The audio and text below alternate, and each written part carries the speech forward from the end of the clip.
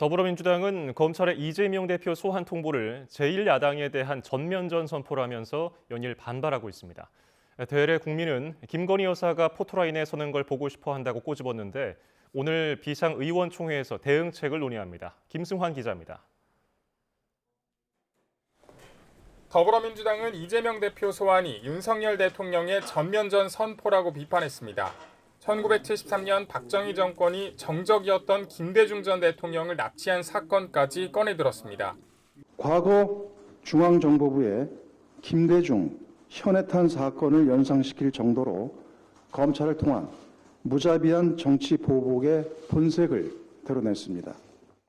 민주당은 도이치모터스 주가 조작 사건과 관련해 김건희 여사에 대한 검찰 수사를 촉구하며 맞불을 놓았습니다. 김 여사가 현재 재판을 받는 공범보다 더 깊이 관여돼 있는데도 검찰이 서면 조사조차 진행하고 있지 않다는 겁니다. 김건희 여사의 위법 증거는 차고도 넘칩니다.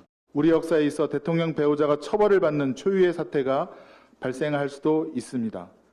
또 재판에서 나타난 정황과 윤 대통령 해명이 정면 배치된다면서 공직선거법상 허위사실 공표에 해당하는 건 오히려 윤 대통령이라고 주장했습니다.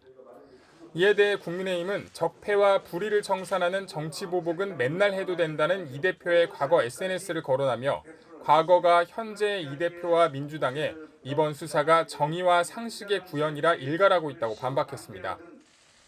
더불어민주당은 비상의원총회를 열어 검찰의 이재명 대표 수사를 규탄하고 출석 여부에 대한 의견을 모읍니다.